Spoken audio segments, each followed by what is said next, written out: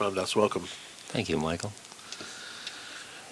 When I think of service, one usually thinks of the traditional ways to serve through being a professional nurse or a doctor or a volunteer somewhere. And I'm thinking that really most service happens through non-traditional ways, doesn't it? It happens on the street when you help somebody pick up their groceries that fell. It happens in the home when you get the toast out of the toaster for somebody to do the dishes for somebody else that's tired. It happens in just thousands of ways when you, in the office, when you take over the work of somebody's got a headache. Those little acts of helping just permeate our lives all the time.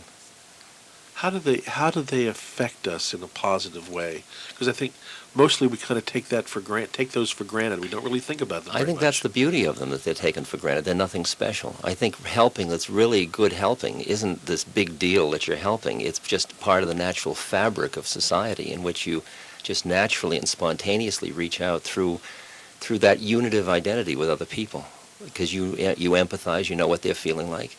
And it's just a natural, spontaneous thing to reach out. I was teaching somewhere, I think at Omega, and this guy came up to me and he said, "I'll tell you, I don't have any desire to help anybody. I don't have any compassion. You talk about it, but I don't have any." I said, "Isn't that interesting?" As we walked along, I made believe I was tripping, and I fell forward, and he grabbed me. I said, "I guess you do." Because there it was, right there. It's at that level that it's really quite beautiful. And that's very positive, because it reminds us how intuitive and instinctive is that kind of compassionate heart quality in us. There was something I think was mentioned in the book, How Can I Help, about the, maybe in the introduction and the preface, I can't remember which, but something about the unfeeling bureaucrat who makes up the numbers of the starving masses that could only be touched by, and would be touched by the single person, the single child in front of them asking for a piece of bread. And it's like what happens somehow is that we lose track of what it means to help because we're overwhelmed by the numbers or the masses somehow. What about that? That seems to be a natural, somehow that happens. Yeah, I think that it's easy to get hardened to suffering just because of the massive suffering that you confront, and to abstract it and pull back from it through denial, through those techniques. And to keep open to it, I think, is quite an art form, to keep open to the pain and keep your heart open to the hell of the world, and you still keep upbeat and joyous. And part of it is through reminding yourself through hands-on connection in a one-to-one way. And others can seem to work in those abstract levels. I watch in the Friends, the Quakers, or in some of the large international service organizations, incredibly compassionate people that are working at very high bureaucratic levels. And they just see pictures of, or they visit the field once a year, and it just keeps them going. And I admire them immensely, because they're not getting the direct, where, like we do with Seva, where somebody's bandages are taken off their eyes and they've been blind, and suddenly they look and they start kissing your hand and saying, "Thank you, thank you." That's one kind of gratification. These other people are just seeing a reduction in the statistics, and they're getting their feeding that way. And that's pretty awesome to feel that, to feel fed by helping through that kind of action. Yeah, I didn't mention in the introduction that you are chairman of the Seva Foundation, and that's an organization that's providing help. Maybe you might mention it since it came up. I'm a new establishment person now. Yes, I'm the head of a foundation. Isn't that far out? Yeah. After all these years? Seva is an extraordinary organization. It really is. It came together for just such beautiful, the way it came together was very beautiful. Want me to tell about it? Yeah, please do. The original inspiration for Seva were a group of people who were banded together in Southeast Asia getting rid of smallpox some years back. And you know, smallpox is the only disease that humanity has ever wiped off the face of the earth, the only human disease. There's not another case in the world, and that means you don't need vaccinations or anything. They've just gotten rid of it. And they got so juiced up doing that when it was over, they all went into a depression. I mean, they didn't quite know what to do.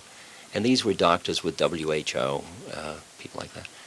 So Larry Brilliant in Ann Arbor, who was then a public health professor at UM, he got together with Nicole Grasset, who's the Swiss doctor, and she wanted to work on blindness now, because it turns out that 80% of the world's blindness is preventable or curable.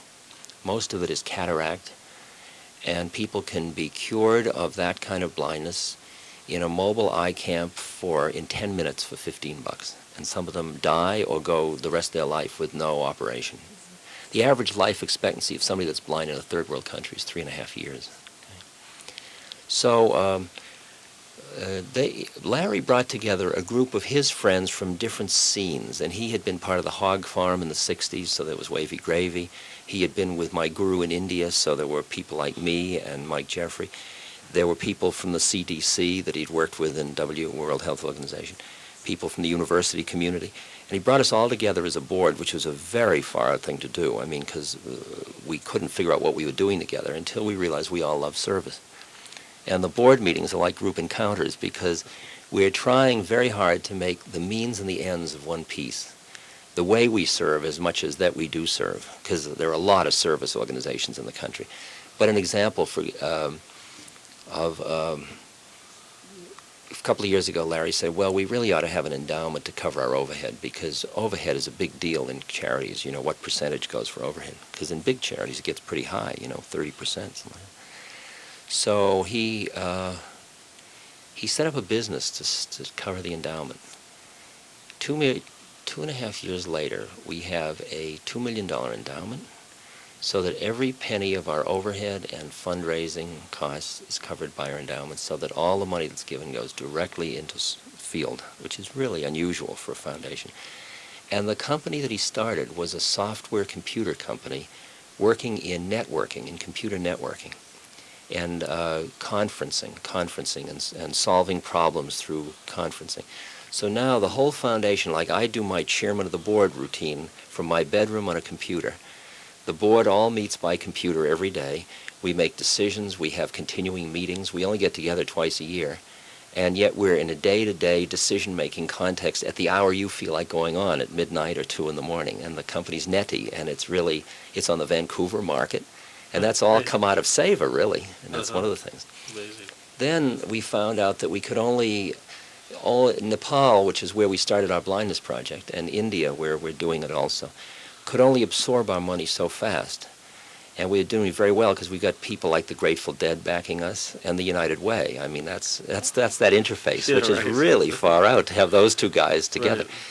And so we broadened out now so that we're working with Women of All Red Nations in the Dakotas with primary health care for the American Indians. We're working in Guatemala with the refugees and the Mexican border with the crafts, developing their craft sales and skill and techniques. And we're working with reforestation in Lesotho in Africa and Costa Rica and now in Nepal.